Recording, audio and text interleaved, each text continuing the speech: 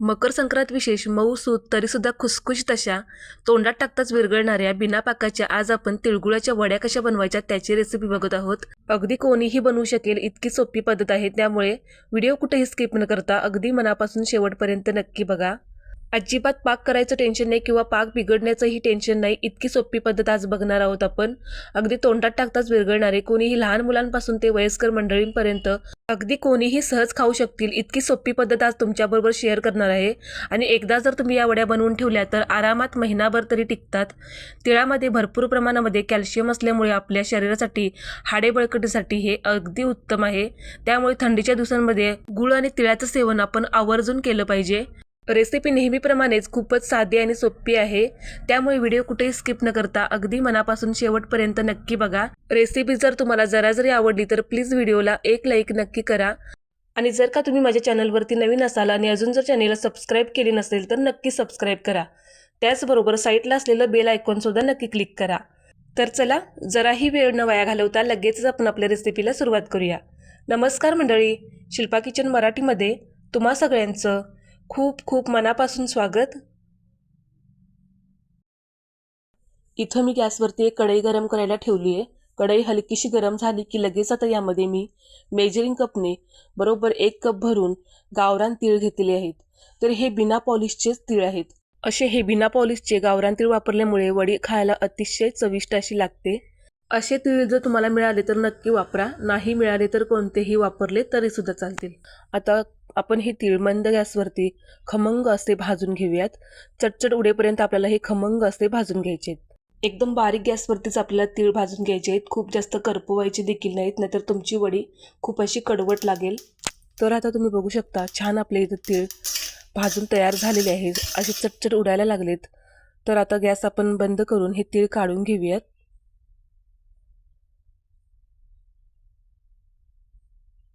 आता सेम त्याच कपाने बरोबर इथं मी 1 कप भरून शेंगदाणे घेतलेत। तर अशी सगळी मापं एकाच वाटीने किंवा एकाच भांड्याने आपण मोजून घ्यायची, म्हणजे आपली वडी अजिबात चुकत नाही, परफेक्ट अशी तयार होते। आता शेंगदाणे सुद्धा आपण खमंग असे साल तडकेपर्यंत भाजून घेऊयात। बारीक किंवा मध्यम गॅसवरती तुम्ही शेंगदाणे भाजून घेऊ शकता। शेंगदाणे आपले खमंग असे भाजले गेले पाहिजेत, पण आपल्याला खूप जास्त पण करपवायचे नाहीत, म्हणून शक्यतो बारीक गॅसवरतीच तुम्ही शेंगदाणे सुद्धा भाजून घ्या। आता तुम्ही इथं बघू शकता शेंगदाणे सुद्धा आपले छान असे भाजून तयार झालेत। याच्यावरचं असं साल निघायला लागले की समजायचे शेंगदाणे आपले छान असे खमंग असे भाजून झालेत। तर आता लगेच शेंगदाणे पण आपण काढून घेऊयात। तर आता इथं तुम्ही बघू शकता अशा पद्धतीने आपल्याला जितकं शक्य होईल तितकं शेंगदाण्यावरचं साल काढून घ्यायचं आहे। शेंगदाणे थोडेसे गार करून घेतले आणि मग त्याच्यावरची अशी आपण सालं काढून घेऊयात।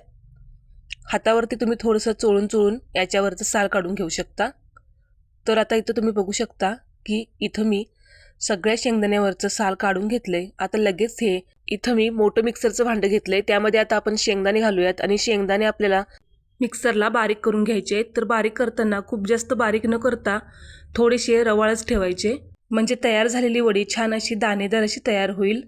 तर तुम्ही बघू शकता मी असं थोडंसं रवाळच ठेवले, खूप जास्त बारीक केलेलं नाही। तर अशाच पद्धतीने तुम्ही सुद्धा तयार करून घ्या। तर चला, आता शेंगदाणे छान आपले बारीक करून झालेत, आता लगेच एका प्लेटमध्ये काढून घेऊयात।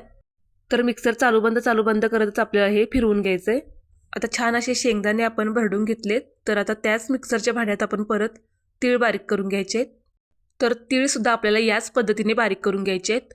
तर त्याच मिक्सरच्या भांड्यात परत तीळ घातले। आता अगदी थोडेसे तीळ इथं मी शिल्लक ठेवलेत। आता हे आपल्याला कशासाठी लागणार आहे ते आपण पुढे बघूयात। आता छान हे पण मिक्सरला बारीक करून घ्यायचं आहे। तर तुम्ही बघू शकता त्याच पद्धतीने इथं मी थोडंसं रवाळच हे दळून घेतलंय। आपण असं शक्यतो मिक्सरचं मोठं भांडंच वापरायचं। आता हे पण आपण त्याच प्लेटमध्ये परत काढून घेऊया, ज्या प्लेटमध्ये आपण शेंगदाणे काढले होते त्यातच हे सुद्धा काढून घ्यायचंय। आणि यामध्येच आता आपल्याला अर्धा चमचा वेलची पावडर घालायची आहे आणि आता हे सगळं एकत्र एकजीव करत छान असं मिक्स करून घ्यायचंय। ही अशी आधी तयारी करून ठेवली की आपल्याला वडी बनवायला फार वेळ लागत नाही। तर चला, आता हे सुद्धा छान मिक्स करून घेतलं, आता पुढची तयारी करूया। तर इथं मी एक ताट घेतलंय। तर आपण ज्या ताटामध्ये वडी सेट करायला ठेवणार आहोत ते ताट घ्यायचं आणि त्यामध्ये थोडंसं तूप घालून आता हे तूप आपण सगळ्या ताटाला लावून घ्यायचं, म्हणजे आपण ज्या वेळेस वडी काढणार असो त्यावेळेस वडी अगदी आपली व्यवस्थित निघते। अजिबात तळाला वगैरे चिकटत नाही, म्हणून असं छान तूप लावून घ्यायचं. आता आपण गूळ विरघळून घेऊया. तर तुम्ही इथं बघू शकता गॅसवर परत मी कढई ठेवली आहे गरम करायला. आता यामध्ये आपल्याला 2 चमचे भरून तूप घालायचं आहे. तर जो पोहे खाण्याचा चमचा असतो त्यानेच मी इथं तूप घातलं आहे. असं तूप घातल्यामुळे काय होतं, तर आपली वडी दिसायला खूप छान दिसते आणि वडीला एक अशी चकाकी येते, त्यामुळे तूप घालायचं आहे आपल्याला इथं. आता तूप छान गरम झालं की लगेच आपण गूळ घालायचं आहे. तर बरोबर इथं मी मेजरिंग कपाने 2 कप इतका बारीक असा चिरलेला गूळ घेतला आहे. तर गूळ आपण चिरताना एकदम बारीक चिरायचा आणि थोडंसं 1 चमच्यावर पाणी घालूयात, म्हणजे गूळ पटकन विरघळेल. खूप जास्त पण पाणी घालू नका, अगदी थोडंच घातले. आता एकदम बारीक गॅसवरतीच आपल्याला हा गूळ विरघळून घ्यायचा आहे. तर आता तुम्हाला गुळाचं प्रमाण सांगते. तर आपण 1 कप भरून शेंगदाणे घेतले होते आणि 1 कप भरून तीळ, असा आपण त्यासाठी 2 कप भरून इतका गूळ घेतला आहे. तर 1 कप शेंगदाण्याला 1 कप गूळ आणि 1 कप तिळासाठी 1 कप गूळ, असा 2 कप भरून आपण इथं गूळ घेतला आहे. आता एकदम बारीक गॅसवरतीच आपल्याला गूळ हा विरघळून घ्यायचा आहे. खूप जास्त गॅस मोठा करायचा नाही. तर आता तुम्ही बघू शकता एकदम बारीक गूळ चिरल्यामुळे अगदी 2-3 मिनिटातच गूळ आपला इथं विरघळलेला आहे. तर आता गूळ आपला इथं विरघळलेला आहे. असा थोडासा फेस आल्यासारखं झालं की आपण लगेच यामध्ये जे तयार करून घेतलेलं शेंगदाणे आणि तिळाचं कोरडं मिश्रण आपण यामध्ये पटकन ओतायचं आहे. गॅस एकदम बारीक ठेवायचा आणि पटापट आपण इथं मिक्स करून घ्यायचं आहे. इथून पुढे आपल्याला अजिबात वेळ लावायचा नाही, तर एकदम पटापट आपल्याला हात चालवायचा आहे आणि छान असं हे मिक्स करून घ्यायचं आहे. इथं मी अजिबात गॅस वाढवलेला नाही, तर एकदम बारीकच ठेवला आहे आणि छान आता आपण हे मिक्स करून घेतलं आहे. तुम्ही बघू शकता आता आपल्याला हे वडी थापण्याजोगं मिश्रण तयार झालं आहे. तर असंच आपल्याला मिश्रण पाहिजे. आता यापेक्षा आपल्याला परतायचं नाही, कारण हे लगेच सुकत जातं, त्यामुळे आपली वडी इथं मग छान सेट होणार नाही. त्यामुळे आपण आता गॅस बंद केला आहे आणि लगेच आता आपण हे तूप लावलेल्या ताटामध्ये घालून घेणार आहोत. जर का तुम्हाला असं वाटलं की तुमचं मिश्रण थोडंसं पातळ झालं आहे, तर बारीक गॅसवरती तुम्ही हे अजून थोडा वेळ परतून घेऊ शकता. आता हे गरम गरम असतानाच आपण लगेच ताटामध्ये काढून घ्यायचंय. तर अजिबात इथून पुढे आपल्याला वेळ लावायचा नाही, पटापट आपण असं ताटामध्ये घ्यायचं आणि गरम गरम असतानाच आपण लगेच वडी सेट करून घ्यायची, नाहीतर गार झाल्यानंतर ही छान सेट होत नाही. तर एखादा चमचा किंवा एखादी वाटी घ्या आणि वाटीला थोडंसं तूप लावून अशी सपाट वाटी घ्यायची, त्याने अशी लगेच आपण वडी सेट करून घेऊया. गरम गरम असतानाच आपण ही प्रोसेस करायची आहे. तर गार झाल्यानंतर अजिबात सेट होत नाही, म्हणून गरम गरम असतानाच पटापट आपण ही सेट करून घेऊया. तर तुम्ही बघू शकता, तुम्हाला व्हिडिओमध्ये दिसत असेलच, तर अशा पद्धतीने आपण ही वडी सेट करून घेतली. अशी थोडीशी आपण प्लेन करून घेऊयात. अगदी व्यवस्थित अशी आपली वडी सेट करून घेतली. आता लगेच आपण यामध्ये डेकोरेशन करता थोडेसे पिस्त्याचे काप आणि मगाशी जे आपण शिल्लक ठेवलेले तीळ होते, तर आता तेच तीळ आपण इथं वापरायचे आहेत. तर थोडेसे तीळसुद्धा वरून घालूयात. तर तीळ घातल्यामुळे वडी दिसायला खरंच अतिशय सुंदर अशी दिसते. आता परत एकदा हे सगळं व्यवस्थित बसावं म्हणून वाटीने असं प्रेस करून घेऊया. तर आता आपण हे थोडा वेळ गार करून घेऊयात आणि मग वड्या कट करूया. तर आता हे थोडंसं कोमट झालं आहे, तर कोमट असतानाच आपल्याला वड्या कट करून घ्यायच्या आहेत. जर तुम्ही खूप जास्त गार केल्या तर ह्याच्या वड्या पडणार नाहीत, अशा तुटून निघतील, म्हणून थोडंसं कोमट असतानाच आपण वड्या कट करून घ्यायच्या. तर तुम्हाला कोणत्या आकारामध्ये वडे हवे आहे त्या आकारामध्ये तुम्ही कट करून घेऊ शकता. मी इथं चौकोनी आकारामध्ये कट करत आहे.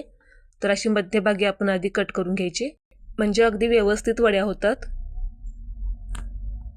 आणि आता तुम्ही इथं बघू शकता छान अशा आपण वड्या कट करून घेतलेल्या आहेत. आता आपण लगेच वडी काढून बघणार आहोत.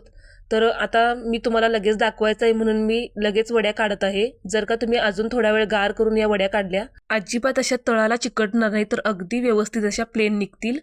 तर इथं मी कोमटच काढलेले आहे, तरीसुद्धा वड्या तुम्ही बघू शकता मस्त अशी वडी निघत आहे, अजिबात कुठेही तळाला चिकटलेली नाही. आणि इथं मी थोड्याशा पातळच वड्या केलेल्या आहेत. जर का तुम्हाला थोड्या जाड करायच्या असतील तर तुम्ही थोड्या जाड केल्या तरीसुद्धा चालतील. थोडीशी जाड वडी दिसायला खूप सुंदर दिसते, त्यामुळे तुम्ही थोड्या जाड वड्या थापल्या तरीसुद्धा चालतील.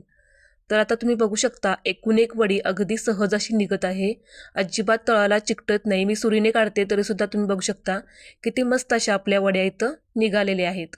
आणि इथं कुठलंही पाक करायचं टेन्शन नाही किंवा पाक बिघडण्याचंही टेन्शन नाही. अशी ही मस्त बिना पाकाची मऊसूद, अगदी दात नसणारेही खाऊ शकतील इतकी खुसखुशीत, दाणेदार तरीसुद्धा मऊसूद, जिभेवर ठेवताच विरघळणारी बिना पाकाची इथं तिळगुळाची वडी तयार झालेली आहे. तर कशी वाटली तुम्हाला माझी ही आजची रेसिपी ते मला कमेंट बॉक्समध्ये नक्की सांगा. रेसिपी आवडली असेल तर प्लीज व्हिडिओला एक लाईक नक्की करा आणि माझ्या अशा छान छान रेसिपी बघण्यासाठी शिल्पा किचन मराठी या चॅनलला सबस्क्राईब नक्की करा. त्याचबरोबर साईडला असलेलं बेल आयकॉनसुद्धा नक्की क्लिक करा, म्हणजे माझ्या अशा छान छान रेसिपींचं नोटिफिकेशन सगळ्यात आधी तुमच्या मोबाईलवरती पोहोचेल. तर अगदी लहान मुलांपासून ते वयस्कर मंडळींपर्यंत अगदी कोणीही खाऊ शकतील इतक्या मऊसूत अशा आपल्या वड्या तयार झालेल्या आहेत आणि छान अशा खुसखुशीतसुद्धा होतात. तर पुन्हा भेटूयात अशाच एखाद्या नवीन व्हिडिओसोबत. तोपर्यंत धन्यवाद.